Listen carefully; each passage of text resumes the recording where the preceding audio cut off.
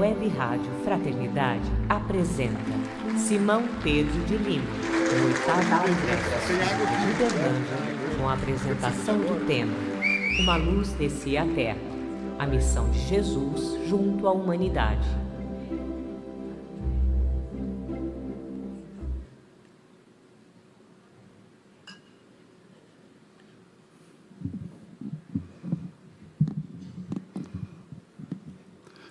Bom dia,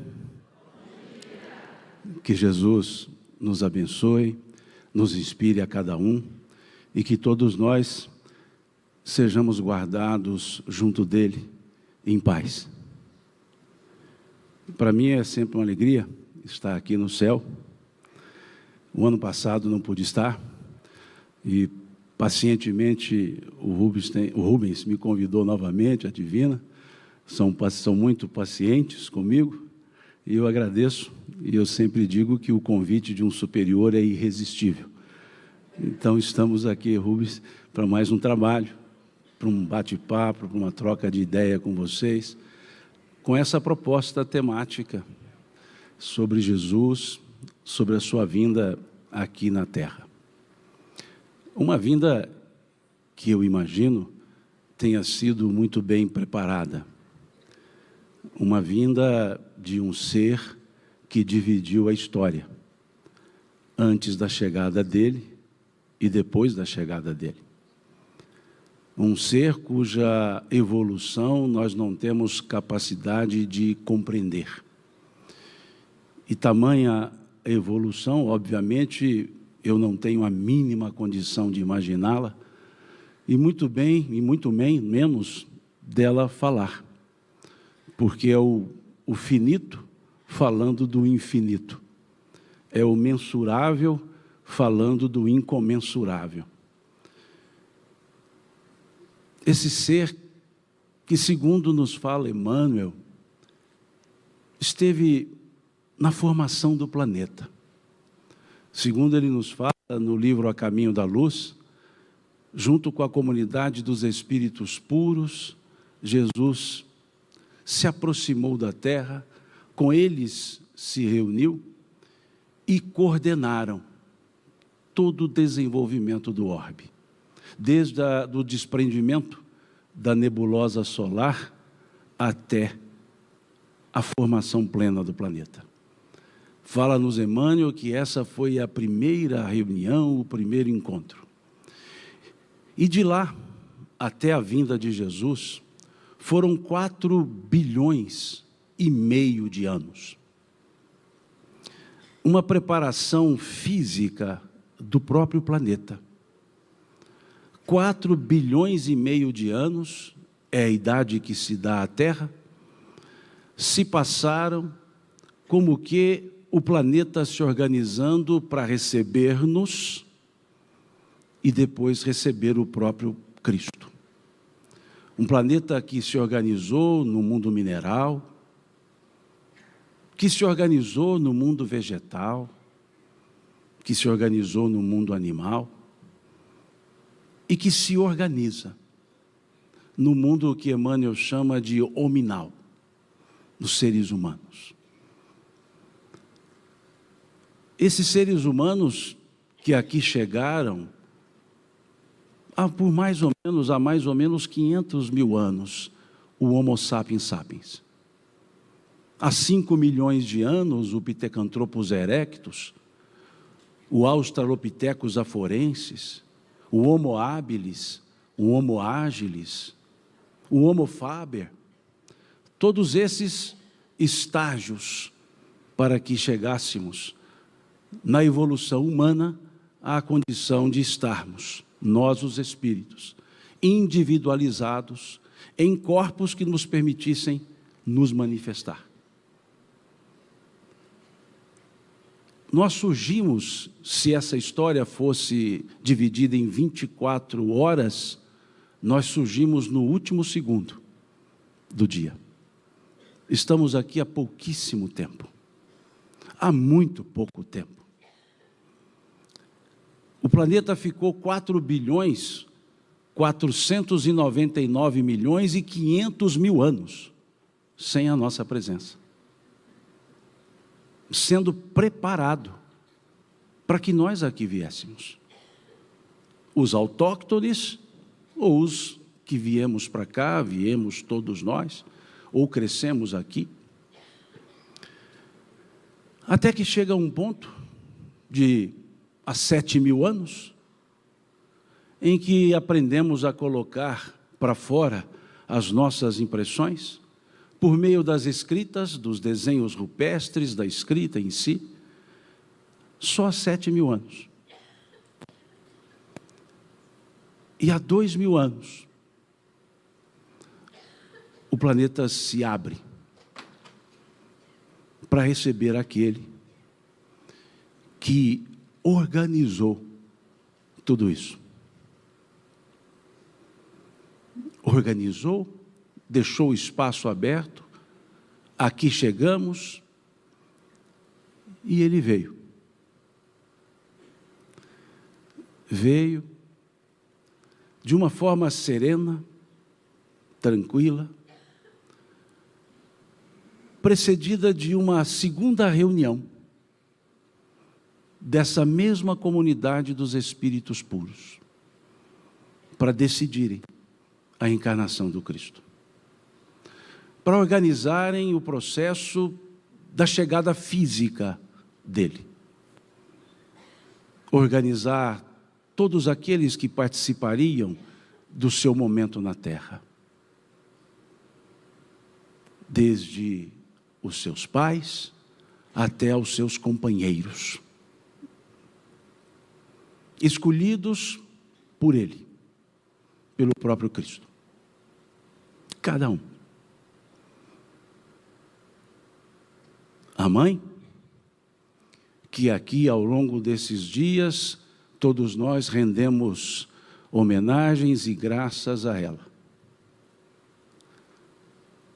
para receber o Senhor da terra, não seria qualquer espírito, não seria qualquer mulher, qualquer homem, teria que ser espíritos que participaram de toda a programação, não necessariamente da comunidade dos espíritos puros, mas espíritos de grande elevação, para receber e dar toda a guarida necessária para aquele ser que dividiu a terra na história, e cuja mensagem busca unir a terra, os corações. Essa jovem senhora da luz, Miriam, que os evangelhos a apresentam em 7 momentos apenas. Em todo o Novo Testamento só existe 7 alusões a Maria. Só existem 6 frases de Maria. Um espírito evoluído, que bastou 6 frases para que acalentasse-nos. Frases que demonstravam a sua aceitação para essa missão. Dizer que ela não conhecia a missão é rebaixar esse espírito a níveis como o nosso. Sabia sim sua missão. Sabia tanto que respondeu ao anjo Gabriel: eis aqui a serva do Senhor. E diz a ele: cumpra-se em mim segundo a tua palavra, segundo a anunciação que ele havia feito. E o espírito de tamanha evolução, que o próprio mensageiro, Gabriel, mensageiro do Senhor, é o significado do nome Gabriel, mensageiro do Senhor, se curvou diante dela. Ele simplesmente chegou e disse: salve, agraciada do Senhor. Na linguagem latina, Ave Maria.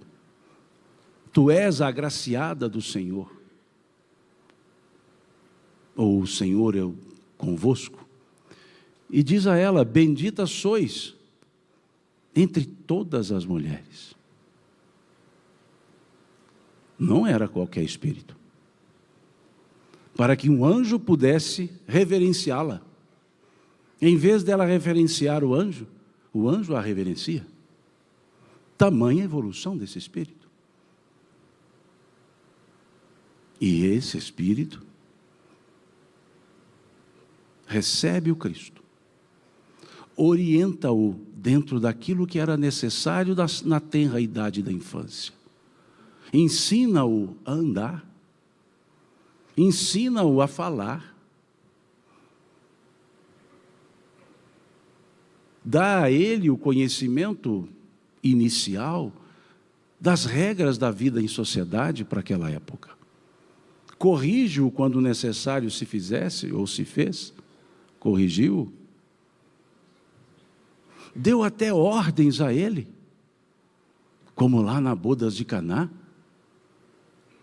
em que ela o concita a ajudar, dizendo: filho, acabou o vinho. E ele responde: o que nós temos com isso, mulher? Mulher quer dizer senhora, o que nós temos com isso, minha senhora? E ela chama os vinhateiros. Não fala nada com Jesus. Chama os vinhateiros e diz para eles: fazei tudo o que ele vos disser. E foi embora. Em outras palavras, sou sua mãe. Eu estou mandando. Não é qualquer espírito que vai dar uma ordem para Jesus. Mas um espírito altamente consciente. Muito consciente, porque ela sabia que ele era o seu Senhor. Mas até que ele voltasse ao mundo espiritual, ele era seu filho. E ela assim agiu como mãe. Até quando ela o vê, depois da crucifixão, que aí sim ela o chama Senhor. E ele, já depois de crucificado, já de volta ao mundo espiritual, ele se encontrando com ela, e ela o chamando por Senhor, ele o chamava por mãe. Ele não disse minha serva, ele disse minha mãe. Não é qualquer espírito. Fez parte da programação para a chegada do Cristo. E ele chegou. E o anúncio do seu nascimento foi feito primeiramente aos pastores, aos que cuidavam das ovelhas, porque chegava o bom pastor. Como ele mesmo disse, João Evangelista grafou brilhantemente no seu Evangelho, capítulo 10, eu sou o bom pastor, e o bom pastor conhece as suas ovelhas, e as suas ovelhas seguem a sua voz. Por isso, como bom pastor, ele se apresentou aos seus colegas, ou seja, o anjo apresentou o nascimento do Cristo primeiro aos pastores. E de uma forma muito singular, disseram a eles: eis que vos trago novas de grandes alegrias, pois hoje na cidade de Davi vos nasceu o Salvador, Jesus o Senhor. Que singularidade do aviso! Vos nasceu. Eles poderiam ter dito, como nós diríamos: eis que hoje na cidade de Davi nasceu o Salvador. Mas colocaram um pronome no verbo, um pronome reflexivo. E em vez de dizer eis que hoje nasceu o Salvador, eles disseram eis que hoje vos nasceu o Salvador. Vos nasceu. É a única pessoa no mundo cujo nascimento narrado foi para as outras pessoas e não para ele o nascimento. Todos nós, quando nascemos, disseram nossos pais, nasceu. Creio eu que meu pai tenha dito para os meus irmãos, o Simão nasceu, o 8º filho da turma. Família pequena, o 8º. a rapa do tacho, o caçula, o queridinho.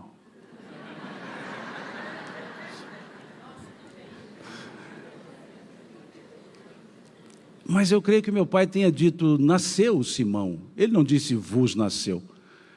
E olha que sem ele dizer, vos nasceu, meus irmãos já tomaram conta de mim. Caçula, imagina. Se tivesse dito, vos nasceu, não sei se eu estaria aqui. Mas o Cristo não. Foi a única pessoa que nasceu para os outros.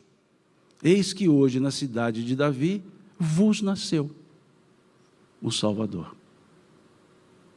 Não é qualquer nascimento. Não é.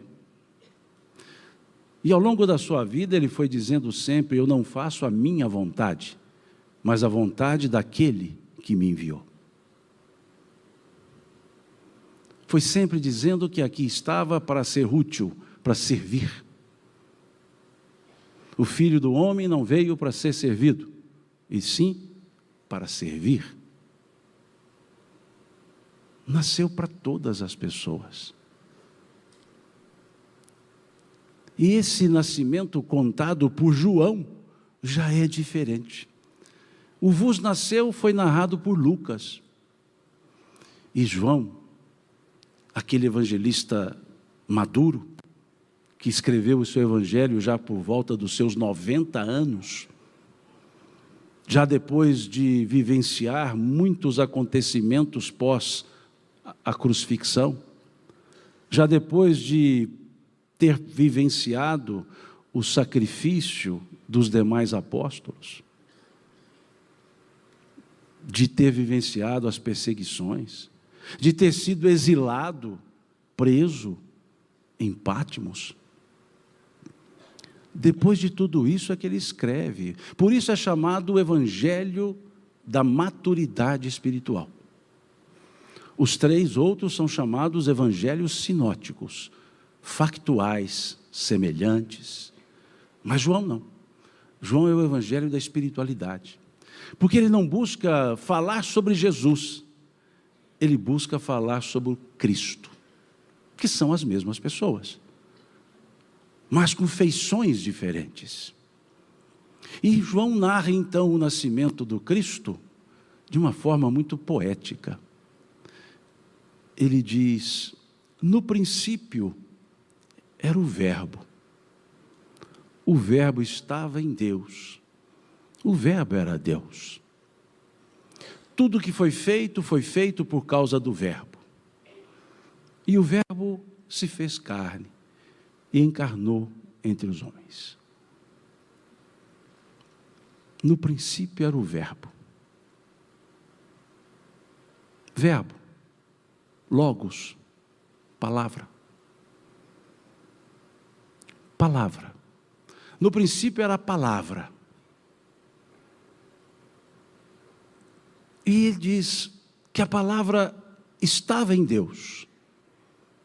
Que a palavra era Deus, o Verbo era Deus. Se nós entendermos bem a estrutura gramatical, numa análise sintática, não está dizendo que Deus e Verbo eram as mesmas pessoas. Estava dizendo que o Verbo era divino. Porque Verbo é o sujeito da palavra. O Verbo é o sujeito. O verbo ser é o verbo de ligação. O verbo era. E o verbo de ligação liga o sujeito ao predicativo do sujeito, ao predicado do sujeito. O predicado é a qualidade. E a qualidade ali na frase, sintaticamente, a qualidade era Deus. Então Deus não era o Senhor no sentido Deus. Deus era a forma qualitativa para o verbo, para dizer o verbo era divino. Mas quando se olha a frase e não se aplica a análise sintática, que tão bem aprendemos todos nós na língua portuguesa, lá na 7ª série, hoje, sei lá, acho que é o 8º ano, eu sou do tempo que ainda era série,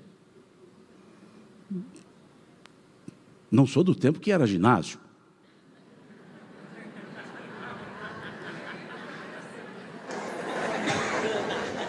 Se bem que a escola, não sei porquê, se chamava ginásio. Mas na análise sintática, está dizendo que o verbo era divino. E não que o verbo era o próprio Deus. E essa palavra divina encarna. E essa palavra divina chega à terra. E essa palavra, diz o evangelista, tudo que foi feito por causa do Verbo. Ele nos leva lá para o Gênesis bíblico. Lá para o primeiro capítulo. E se nós olharmos a poética do primeiro capítulo, da parábola da criação, nós veremos que toda a criação foi precedida de uma expressão. E Deus disse. O Verbo, a palavra. Por isso ele disse que tudo que foi feito por causa do Verbo. Porque toda a criação simbólica ali da parábola foi precedida de, e Deus disse, haja luz. E Deus disse, separe as águas. E Deus disse, nasça as plantas. E Deus disse, ou seja, a palavra criou tudo. Como que a nos dizer que a função da palavra é uma só. Criar. Elevar. E não diminuir, e não destruir. E o Cristo, quando encarna, quando nasce, ele traz a palavra divina. A palavra encarna em Cristo, e não a palavra era o próprio Cristo. Ele trazia o verbo divino. Ele trazia as palavras de elevação. As palavras de soerguimento, as palavras para criar as melhores imagens, os melhores sentimentos.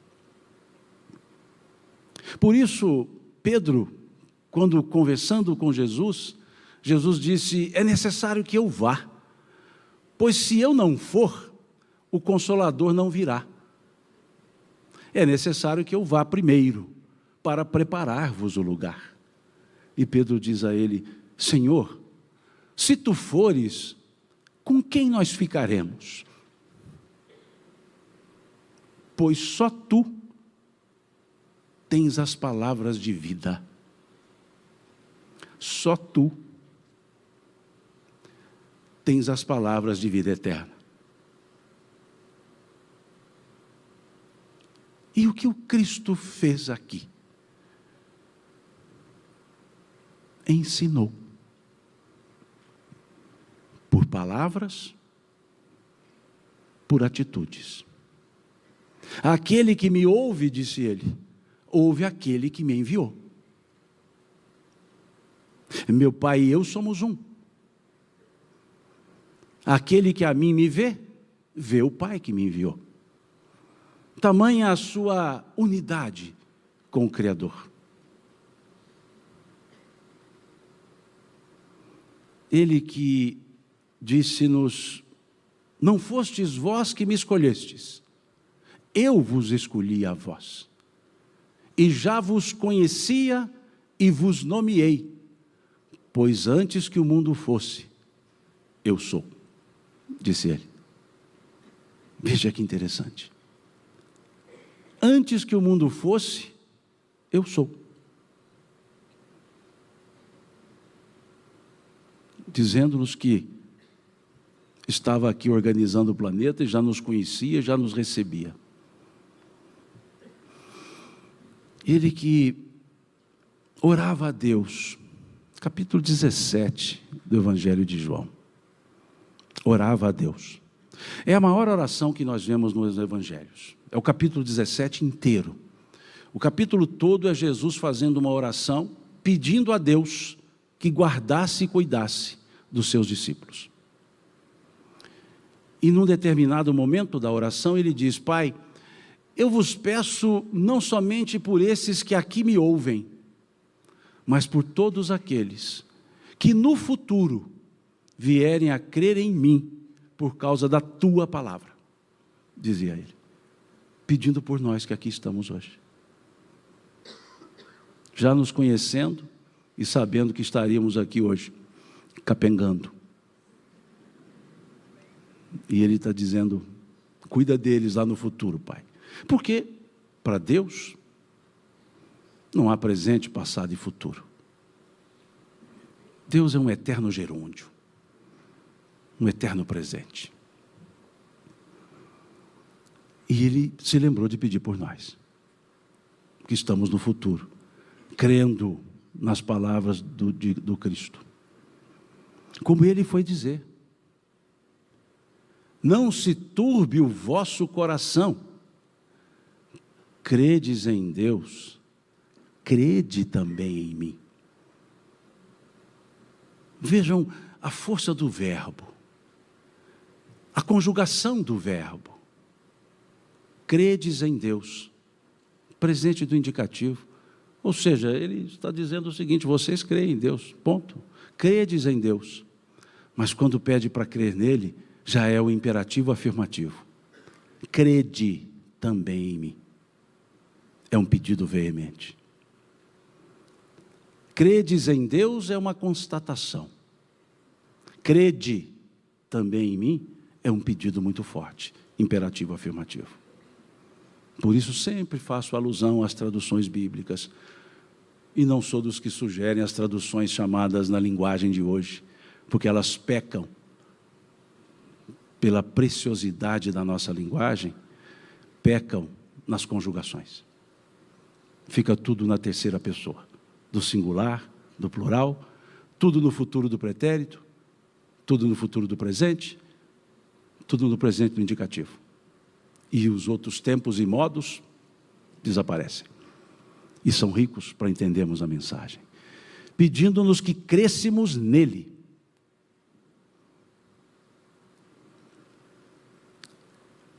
E ele, esse verbo encarnado, traz essa mensagem de libertação, libertando-nos das nossas amarras egoístas, personalistas. Uma palavra convidativa, porque Ele nos convidou a segui-lo, Ele não nos obrigou a segui-lo. Ele disse: aquele que quiser vir após mim, renuncie-se a si mesmo, pegue a sua cruz a cada dia e me siga. Estabeleceu uma condiçãozinha: renuncie-se a si mesmo. Esse renunciar-se a si mesmo, negar-se a si mesmo, não é um autoabandono. Se ele fosse um Jesus mineiro, ele diria assim: abaixa o facho. Ele diria: desce daí. Renuncie-se a si mesmo é o personalismo. É sair da primeira pessoa do singular e entender que todos nós vivemos na primeira pessoa do plural. Nós. Não mais eu. Nós. Renuncie-se a si mesmo é entendermos que nós temos conhecimentos, mas limitados. E que só evoluiremos se nos abrirmos para aprender mais. Ou seja, nos entendermos como eternos aprendizes.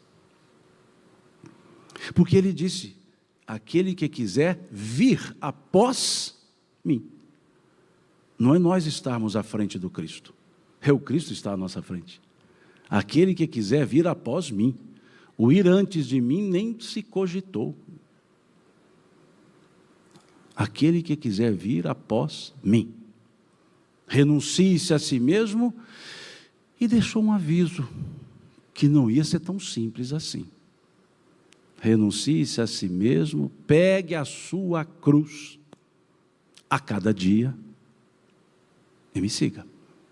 A cada dia, não precisamos pegar a cruz da vida inteira, só do dia. Viver os momentos, perceber os momentos, aprender com os momentos. Valorizar o dia. Foi cantado aqui, né, pela Cacá, Tiago, sobre o autoconhecimento. E na música dizia: a cada dia, ou todos os dias, não me lembro agora, a cada dia. Isso era um pedido do Cristo. Foi muito antes da questão 919A. Pegue a sua cruz a cada dia. para nos ensinar a importância do dia. Quantas coisas nós deixamos por fazer e daria tempo para fazê-las, se entendêssemos o valor do dia. O apóstolo Paulo, entendendo isso, ele escreveu aos Efésios uma coisa muito interessante. Ele escreveu: irmãos, irai-vos, mas não pequeis. Não se ponha o sol sobre a vossa ira. Olha que interessante. Ele disse lá: irai-vos, mas não pequeis, ou seja, pode ficar bravo um com o outro, mas não passe disso. Dá lá um momentinho de raiva, toma um copo d'água, joga uma aguinha na cara. Tá, mas ele disse: não se ponha o sol sobre a vossa ira. Não deixa o sol se pôr, não deixa o dia acabar com você irado. Resolva-se no próprio dia. Podemos até não resolver os problemas, mas podemos nos resolver ante os problemas. O valor de um dia. Esse a cada dia, como que também nos dizendo de uma tomada de consciência. Como ele disse, também foi cantado aqui, Tim, Vanessa, como ele disse a Zaqueu. Hoje me convém pousar em tua casa. Hoje.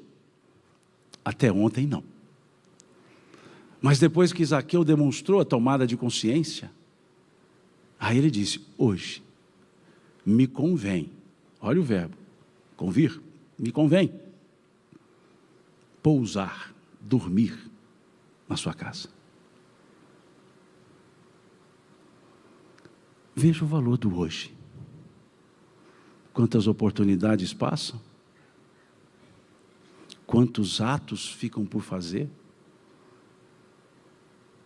Um dia é muita coisa. Num dia se faz muito, se aprende muito.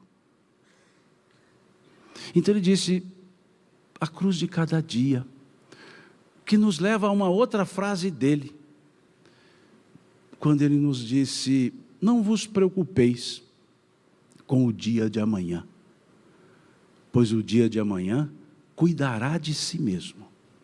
Basta a cada dia o seu próprio mal.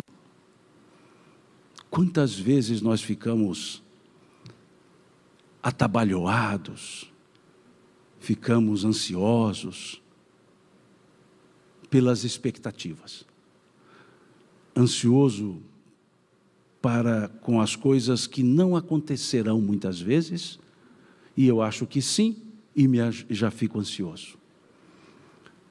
Quantas ansiedades por fatos futuros que não ocorreram. É isso que ele estava dizendo. Não para nos ocuparmos com o dia de amanhã. Ele disse-nos para não nos pré-ocuparmos. Vejamos o prefixo, pré-ocupação, ocupação antes da hora. Se ele tivesse nos dito, não vos ocupeis, aí sim ele pregaria uma alienação. Mas ele nos disse, não vos preocupeis, não andais, em outras traduções, não andais ansiosos, não andeis, desculpe, ansiosos. Por isso ele disse, basta cada dia o seu mal. Olhemos o dia de hoje. Ocupar com o futuro é viver bem o presente. Porque o futuro ele não existe. Quando o futuro se materializa, ele deixa de ser futuro, ele se torna presente. Então o futuro sempre é uma abstração. O futuro sempre será a consequência do presente. O futuro é desconhecido, porém é mutável. Eu o modifico, eu mudo sempre pela atitude do presente. Por isso o valor do dia. E depois disso tudo ele só conclui. Depois de dizer àquele que quiser vir após mim, renuncie-se a si mesmo, pegue a sua cruz a cada dia, e ele conclui, e me siga. É tão simples. E me siga. É um exercício. Por isso, é uma luz que chega ao mundo. Uma luz cuja intensidade é gradativa. Não é aquela luz que ofusca, como essa que está no meu olho aqui agora, que não me permite enxergar vocês. fica tão forte no meu olho que eu fico olhando para o nada aqui.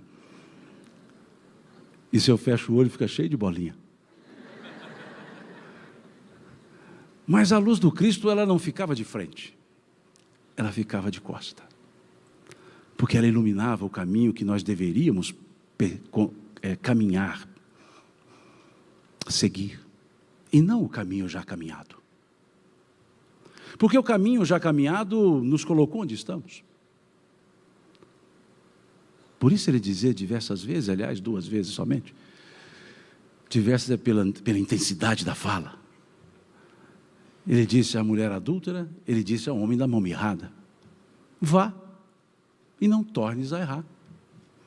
Para ele não interessava o caminho percorrido, interessava que caminho nós percorreríamos. Era como se ele dissesse: olha, o que você fez não me interessa, interessa o que você vai fazer daqui para frente.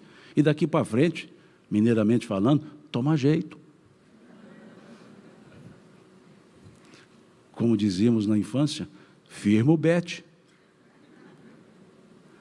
É o daqui para frente.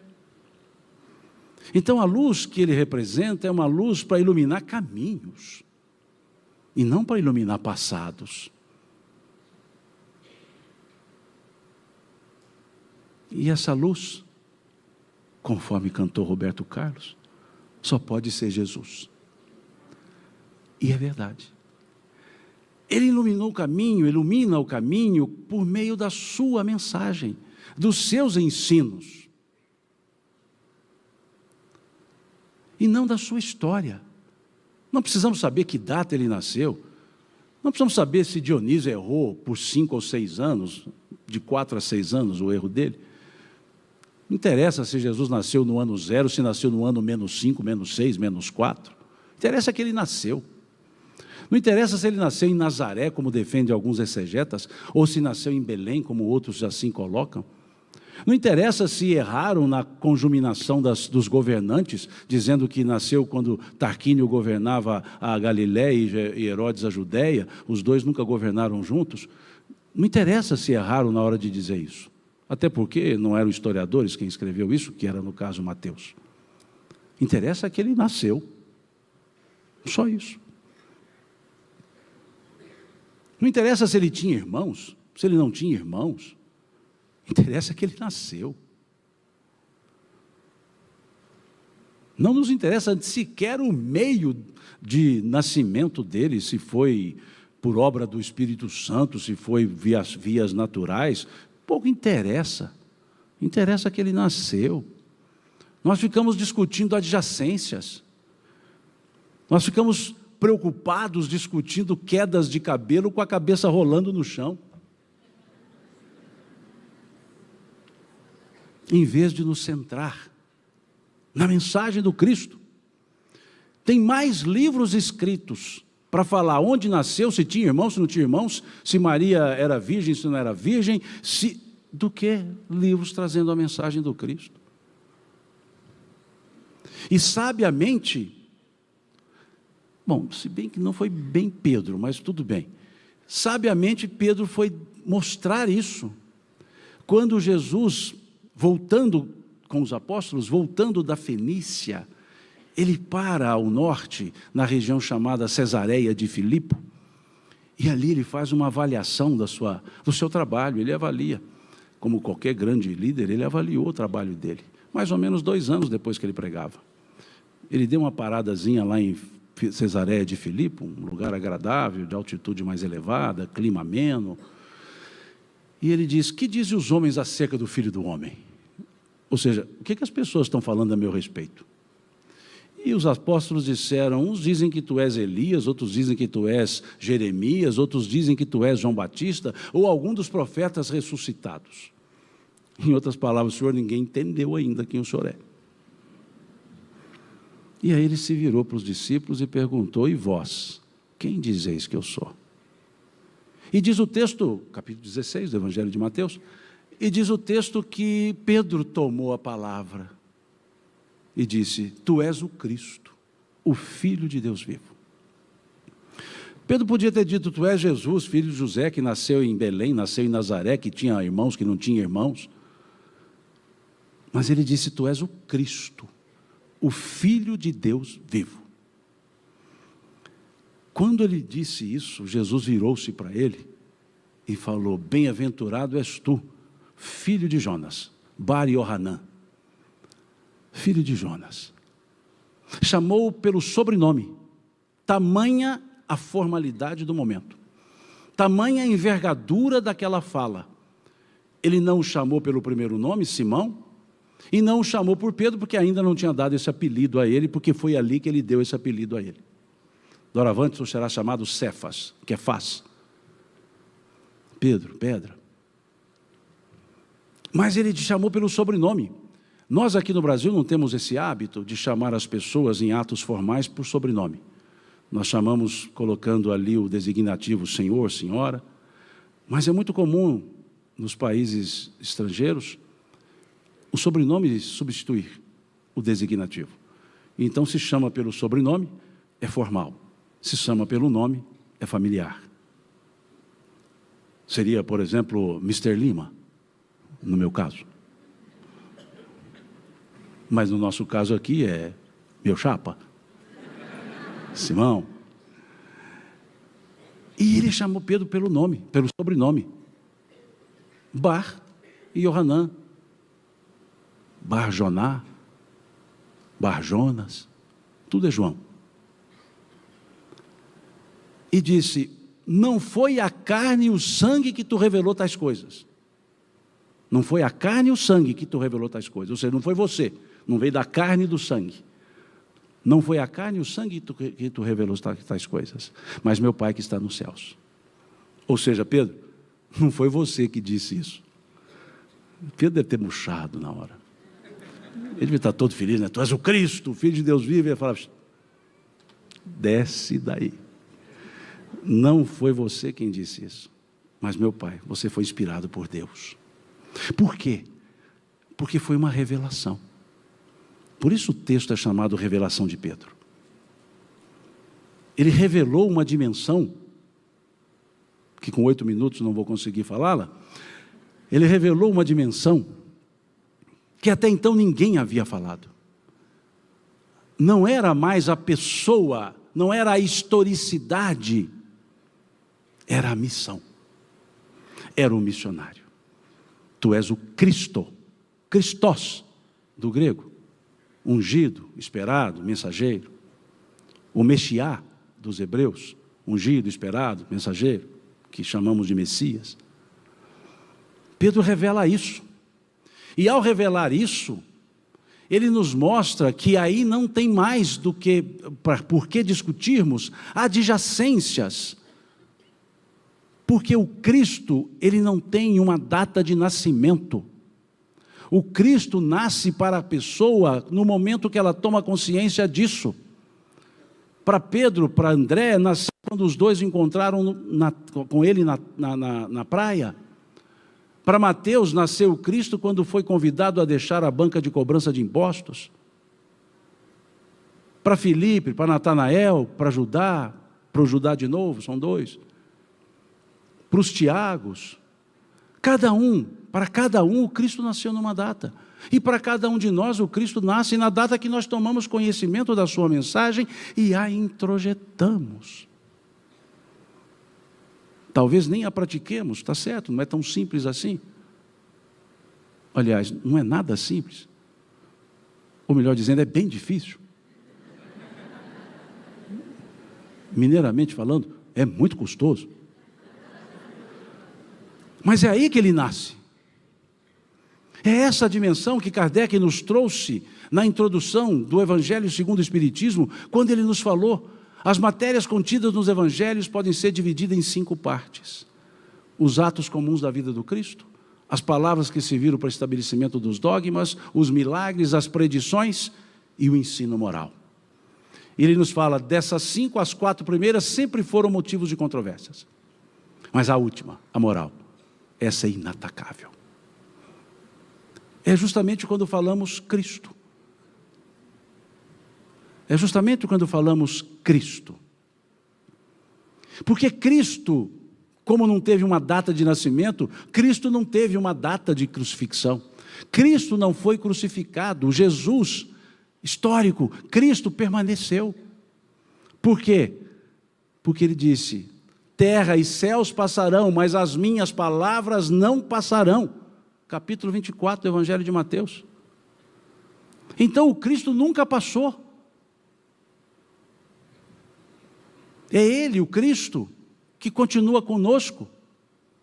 Não que sejam duas pessoas, volto a dizer, Cristo é um apelido, é um título dado a Jesus. Não é nem sobrenome. Seu sobrenome é Bar Yosef, filho de José. Mas que Maria era tão grande, mas tão grande, que ela mudou até o sobrenome de Jesus. A comunidade cristã nascente, a de Antioquia, eles tinham um cântico, que eu não vou cantar aqui, óbvio, em respeito a vocês. Um cântico que dizia: Yeshua ben Miriam, Nassif Shalom. Jesus, filho de Maria, o príncipe da paz. Tamanha envergadura desse espírito. Ela colocou o seu nome como sobrenome dele, numa sociedade patriarcal. E só teve 6 falas no Evangelho. Eita mulher.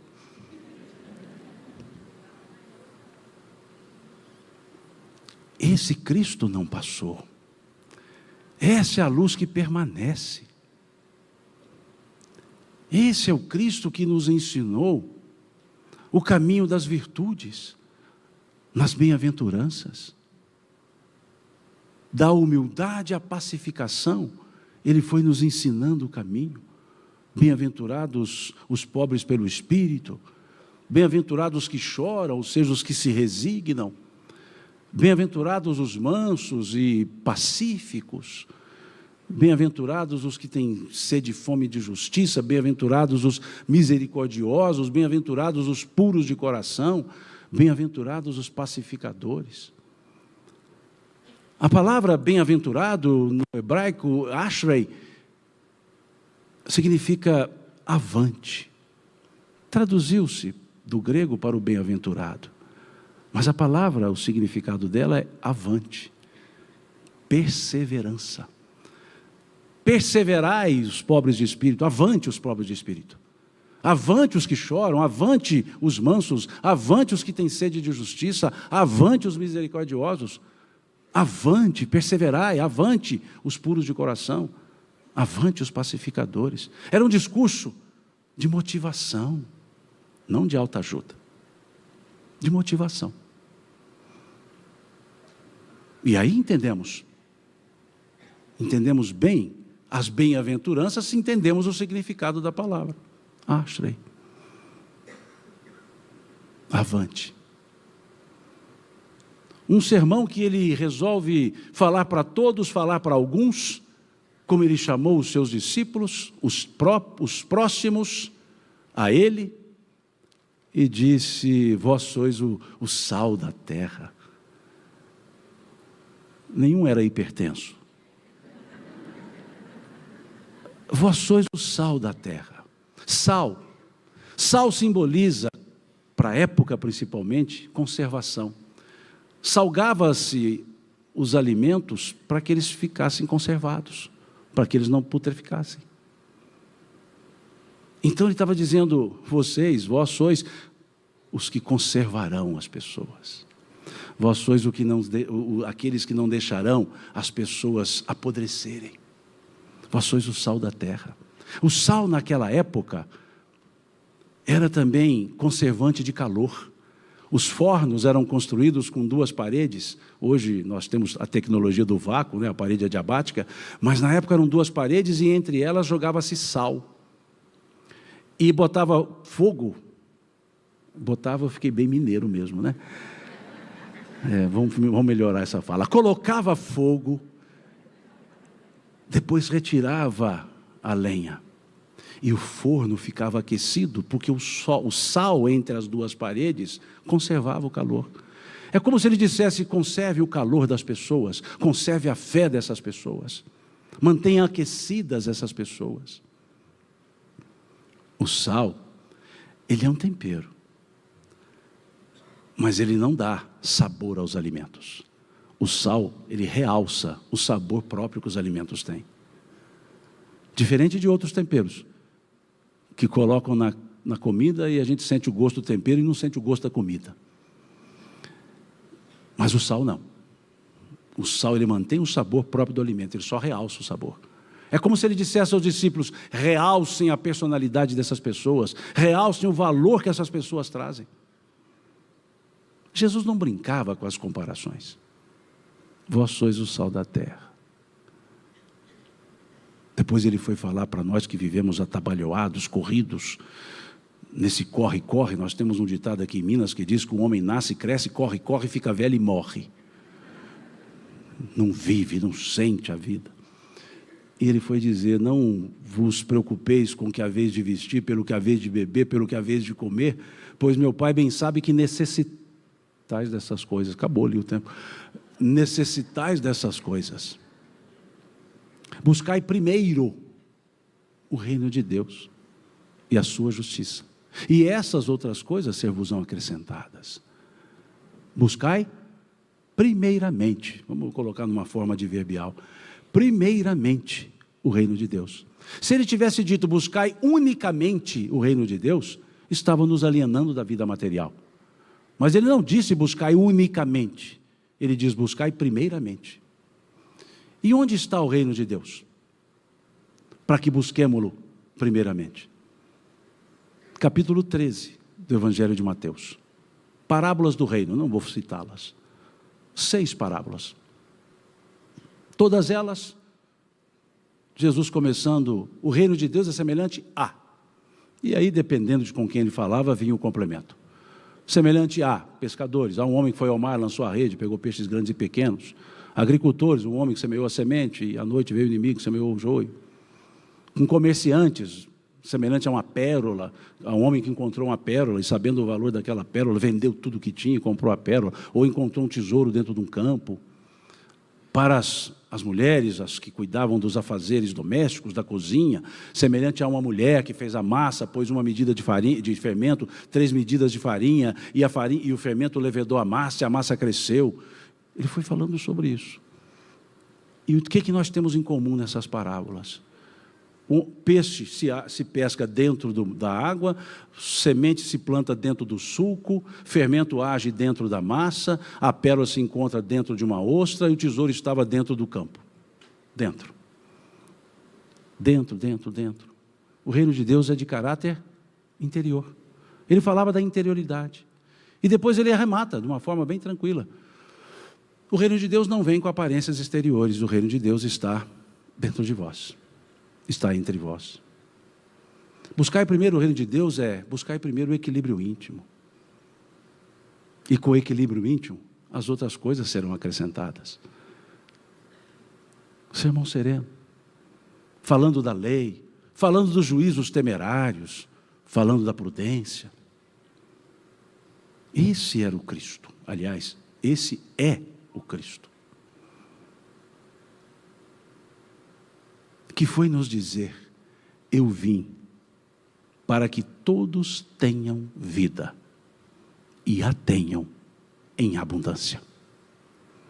Não é qualquer vidinha, é em abundância. O que é a vida em abundância? A imortalidade. Somos imortais. Eu vim para que todos tenham vida, porque ele veio descortinar essa ideia, a imortalidade. E nos mostrou que a vida é abundante. Não falou de abundância na vida, falou de vida em abundância. É diferente. Esse é o Cristo, essa é a luz, com os ensinos, como que dizendo: leiam, aprendam, sigam. É isso que eles estavam nos dizendo. Quando nós estivermos naquela forma um tanto perdida, aqui em Minas, quando nós estivermos naquele momento de oncotô, proncovô, ou seja, naquele momento de não sei se vou ou se fico, naquele momento Cecília Meirelles, ou isso ou aquilo, lembrar de Jesus, que uma música me fez muito lembrar dele. que ouvi cantada por Tim e Vanessa, de autoria de, para mim, um dos grandes compositores, Gladstone. Ele brinca com os evangelhos, ele brinca com a Bíblia, ele transita nas letras, ele junta livros que nem de longe os autores imaginavam que dava para juntar, e ele junta e coloca na letra, como vimos ontem aqui cantando. E numa delas, ele nos deu um caminho. Ele disse: um frêmito da grande luz, e luzes jorraram em profusão. Frêmito, faísca, uma faísca da grande luz, luzes jorraram em profusão. Ou seja, os seres que fomos criados por Deus, essas luzes que nós somos, a grande luz nos criou, um frêmito, uma faísca da grande luz, e luzes jorraram em profusão. Houve um tempo na eternidade, espaço na imensidão. Eternidade só é eternidade porque não tem tempo, mas para nos criar houve um tempo, o nosso tempo, cada um teve o seu tempo na própria eternidade. Veja a importância que cada um de nós temos na condição de criados pelo Criador. Houve um tempo na eternidade, espaço definido na imensidão, somos uma individualidade, vivemos numa coletividade, sem perdermos a individualidade. Espaço na imensidão. Sustentar a vibração divina tornou-se o nosso afã, o nosso objetivo. Sustentar a vibração divina. Como André Luiz nos disse, co-criadores em planos menores. Sustentar essa vibração divina, sustentar esse amor divino, tornou-se o nosso afã. Surgiu a bipolaridade. Agora há homem, existe homem e há mulher. Presença, ausência, luz, não luz, calor, frio, ato, inação. As dicotomias da vida. Aprendendo com as dicotomias, com os contrários. É assim que nós vamos aprendendo. Homem, mulher, calor, frio, ato, inação. Traz ele a ideia de Leon Denis: dorme mineral, desperta vegetal, segue instinto no animal. O homem se ergue na figura de Adão, ama e aprende a ser o rei da criação. Figura de Adão é a figura do erro. Nós nos erguemos apesar dos erros, nós nos erguemos apesar das falhas. Nós aprendemos com os erros e acertos. O homem se ergue na figura de Adão, ama e aprende a ser o rei da criação, não pelo conhecimento, mas pelo amor, a ser o rei da criação. Queremos voltar a Ti, ó Pai. As luzes querem, anseiam a Mãe Luz. Luzes perdidas, serenai. Eis o roteiro. Segue Jesus. Essa é a música Luzes da Luz. Que quando eu ouvi, tão bem cantada, a letra me tirou do chão. E aí eu perguntei ao Tim, quem fez essa letra? Ele falou, Gladstone. Eu fui conhecê-lo depois, o Gladstone.